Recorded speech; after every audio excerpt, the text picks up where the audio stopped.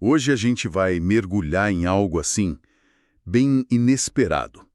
Vamos explorar os escritos secretos de um padre católico, lá do século XVIII, que, olha só, no fim da vida, se revelou um ateu convicto e um crítico feroz de tudo aquilo que ele pregava. Pois é. É uma figura que realmente intriga, né? Estamos falando do Jean Meslier e do famoso testamento dele. Um manuscrito que era quase uma bomba, né? Circulou escondido por décadas. Exato. Nossa conversa aqui vai, então, se basear em partes dessa obra para entender as ideias desse pensador tão surpreendente. Quem foi ele e o que leva um padre, né, a denunciar a religião, a monarquia, até Deus com tanta veemência. É fascinante porque ele meio que vira de cabeça para baixo o que a gente pensa sobre a história das ideias, né? Pensa bem, um pároco de aldeia, simples, isolado lá na França, rural, Sim. formulando críticas tão radicais, tão à frente do tempo dele, muito antes do iluminismo explodir lá em Paris. É quase um paradoxo essa figura. O testamento foi, como você disse, uma bomba relógio intelectual mesmo, preparada para explodir só depois da morte dele. Certo, então vamos situar melhor quem foi esse homem. Jean Meslier. Viveu entre 1664 e 1729. Foi padre em paróquias pequenas, rurais, Étrepine e Balavelis. Uma vida que, por fora, parecia comum, né? Aquela rotina religiosa. Parecia, né? Mas por dentro, Nossa. uma revolta imensa, silenciosa. Ele passou anos escrevendo o testamento em segredo.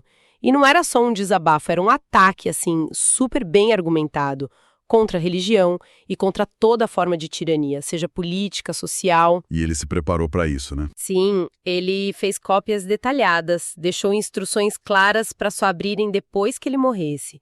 Ele queria garantir que as ideias dele, que eram perigosíssimas para a época, claro, sobrevivessem. E sobreviveram. Causaram um rebuliço danado, né? Cópias manuscritas circulavam escondidas, valiam uma grana. Com certeza. Até o Voltaire, que já era um crítico conhecido da igreja, conseguiu uma cópia. Mas ele publicou uma versão meio filtrada, não foi? Exatamente isso. O Voltaire foi estratégico, usou o Meslier para a própria luta dele. Ele cortou as partes mais radicais, o ateísmo direto do Meslier, as ideias que hoje a gente poderia chamar de comunismo libertário. Ah, entendi. Ele deixou só o anticlericalismo, que era o que servia para a agenda dele naquele momento. Isso ajudou a espalhar o nome do Meslier, claro, mas escondeu a profundidade real do pensamento original, sabe? Então a versão completa, sem cortes, demorou para aparecer. Muito. Só em 1864 que saiu uma edição autêntica, baseada nos manuscritos originais. E aí sim, o texto completo mostra um pensador de uma modernidade chocante. Tem estudiosos tipo Michel Onfray que dizem que ele foi o verdadeiro pioneiro do materialismo francês. Materialismo?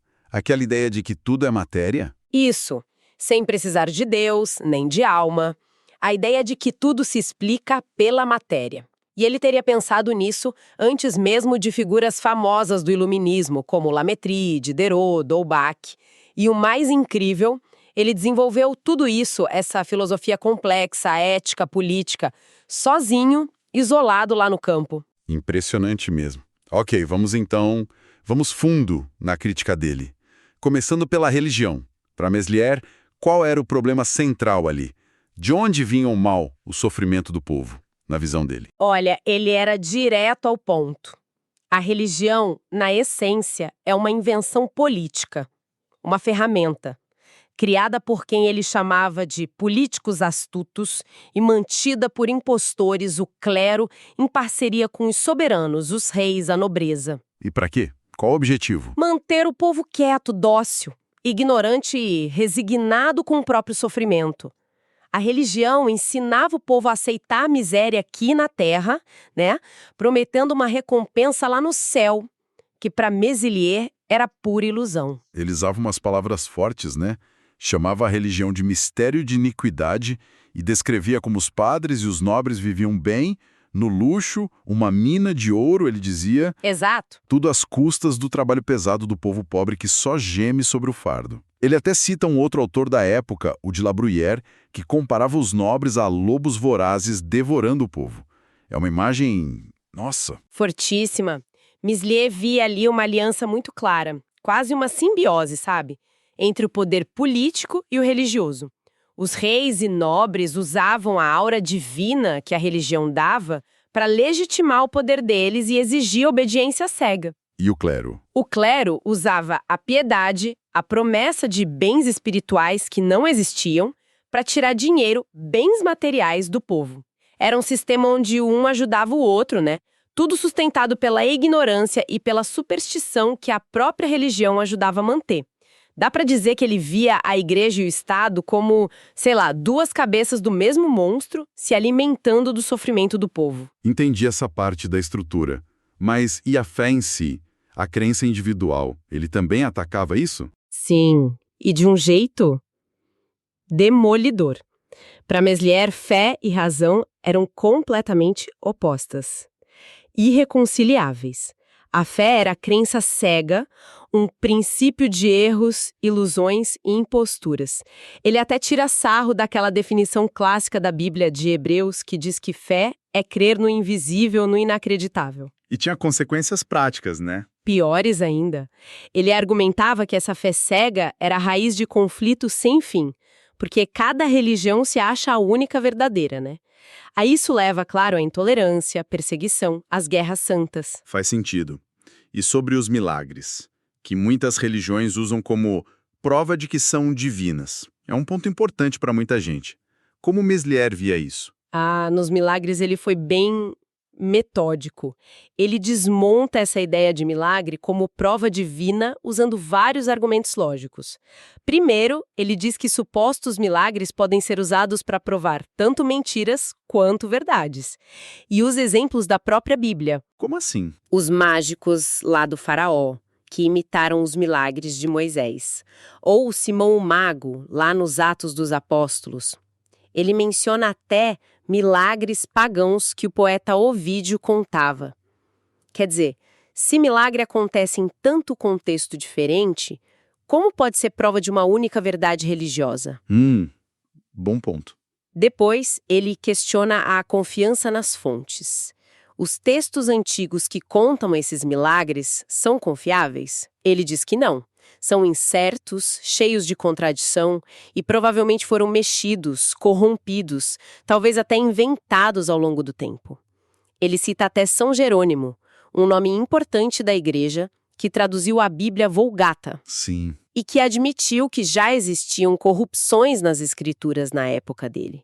Se nem as fontes são seguras, como confiar nesses relatos tão extraordinários? É um argumento forte contra a confiabilidade histórica. E tem mais um, talvez o mais forte dele, que é o lógico-teológico. Se Deus fosse mesmo onipotente e infinitamente bom, como as religiões dizem, por que os milagres que são contados são tão pontuais? Às vezes até meio bobos ou cruéis. Tipo, parar o sol para Josué poder matar mais inimigos. Ou alimentar só um povo no deserto. Por que não usar esse poder infinito para fazer milagres que realmente aliviassem o sofrimento humano de forma geral? Acabar com doença, com fome, com desastre natural. A natureza dos milagres que se conta, para Meslier, não batia com a imagem de um Deus perfeito. entendi. E essa mesma lógica ele aplicava para as visões, revelações divinas que santos e profetas dizem ter tido. Com certeza, ele descartava tudo isso como sonhos absurdos, alucinações ou, pior, invenções para enganar o povo crédulo. Ele perguntava por que um Deus todo-poderoso ia escolher se comunicar de um jeito tão esquisito, secreto, por meio de sonhos, visões particulares. Por que não se mostrar claramente para todo mundo? Questionamentos direitos. E ele criticava também a ideia de um Deus infinitamente bom que escolhe um povo só, os judeus, no Antigo Testamento, e deixa os outros de lado. Ou que manda fazer rituais bárbaros, tipo sacrificar animais inocentes. E ele analisou as grandes promessas feitas aos patriarcas, terra prometida, vinda do Messias, e concluiu de forma bem rigorosa que elas nunca se cumpriram do jeito que foram prometidas.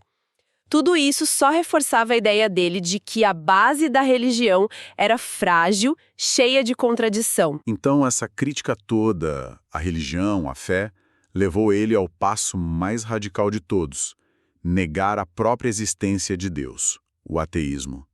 Como ele defendia isso numa época tão perigosa para esse tipo de ideia? Exato. Ele não era só um deísta, alguém que acredita num criador, mas não na religião organizada. Não. Ele era ateu e materialista mesmo, até o fim.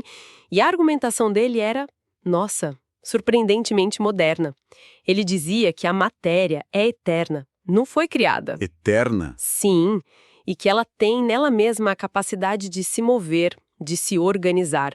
Tudo que existe no universo, estrelas, planetas, a vida, até o pensamento humano, surge das leis naturais da matéria, em movimento das combinações dela. Não precisa de um criador de fora, de uma força divina para intervir. Mas e aquele argumento clássico do design inteligente? A ideia de que a ordem, a complexidade do universo provam que existe um criador, um arquiteto divino. Muita gente ainda usa isso hoje. O Meslier vira esse argumento de ponta cabeça. Para ele, justamente, a existência de falhas, de imperfeições, de desordem, sofrimento, maldade no mundo é a prova de que o universo não foi criado por um ser perfeito, infinitamente bom, sábio e poderoso. Como assim? Ele inverte. Ele diz, se um Deus perfeito existisse, as obras dele seriam perfeitas também, certo? Mas o mundo real está cheio de desastre, doença horrível, injustiça social, crueldade. Para ele, tudo isso aponta para causas naturais, cegas, indiferentes, não para uma providência divina, boazinha, controlando tudo. O mal no mundo, para Meslier, refuta a existência desse Deus perfeito. Que inversão de lógica. Fascinante. E a alma humana? Se não tem Deus, o que acontece com a consciência, o pensamento? Existe alma imortal? Ele rejeita totalmente essa ideia. Alma espiritual, imaterial, imortal, separada do corpo, nada disso. Para Meslier, pensar, sentir, desejar, tudo isso são modificações da matéria.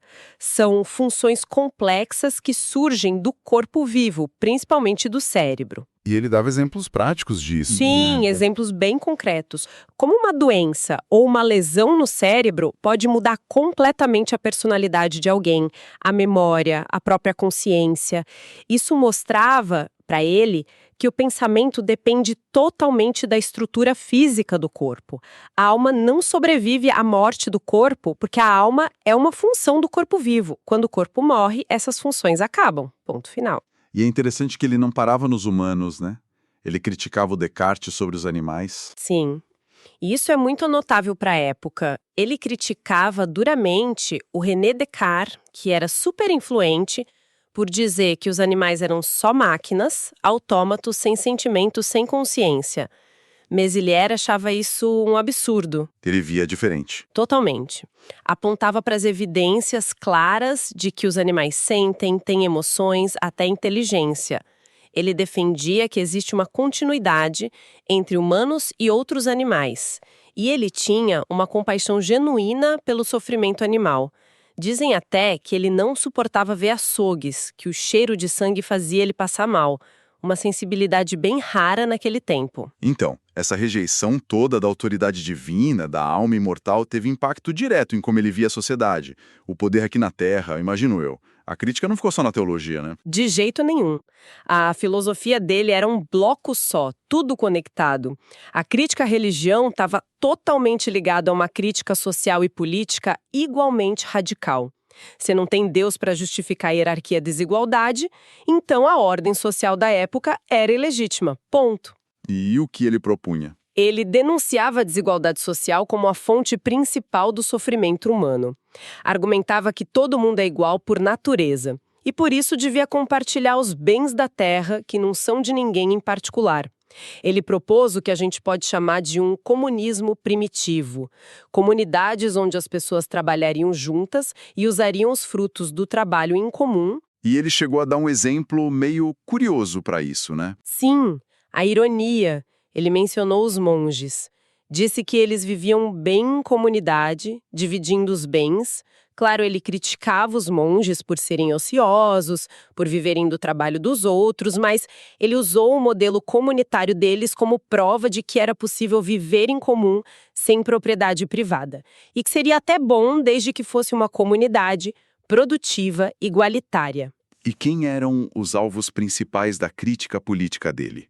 Os opressores, na visão do Meslier. Todos os pilares do antigo regime, né? Aquele sistema político e social da França antes da Revolução. Ele via a nobreza como descendente de ladrões, de tiranos violentos que tinham tomado a terra e o poder na base da força bruta séculos atrás. E os reis? Condenava a tirania dos reis, as guerras deles, que eram inúteis e caríssimas, os impostos absurdos que esmagavam os camponeses pobres só para sustentar o luxo da corte e do clero. E, claro, voltava a bater na tecla da ociosidade parasitária do clero e dos monges, que viviam gordos e macios, como ele dizia, explorando a fé e o trabalho dos outros. E essa crítica toda, ela não ficou só no papel, nas palavras. Aqui a coisa realmente esquenta, né?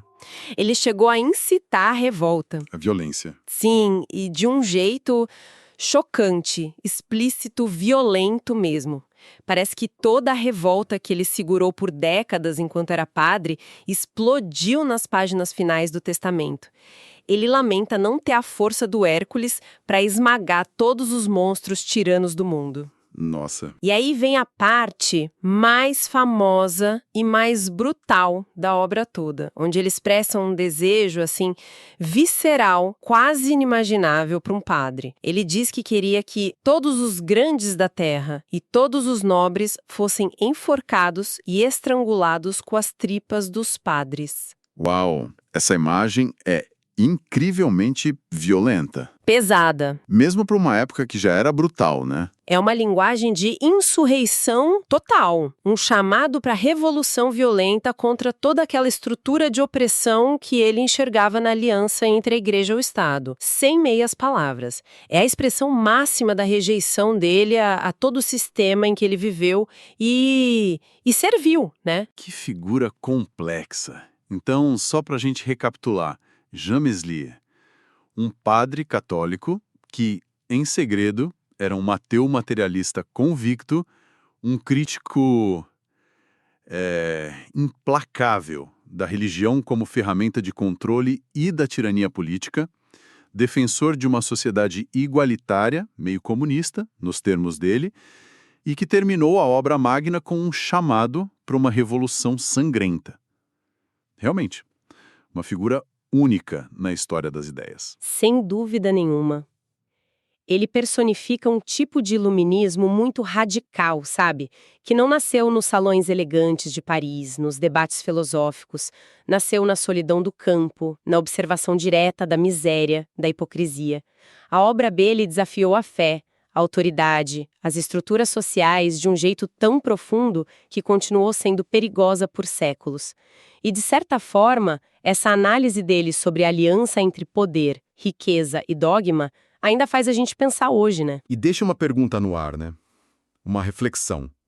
O que será que leva alguém tão dentro de uma estrutura de poder e crença, como era a Igreja Católica naquela época, a desenvolver uma crítica tão devastadora contra ela, arriscando tudo, mesmo que só depois de morto?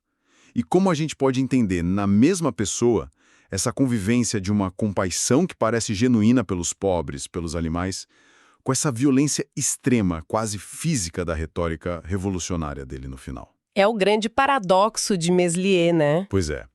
Uma análise profunda dos escritos, no mínimo surpreendentes, deixados por Jean Meslier. Até a próxima.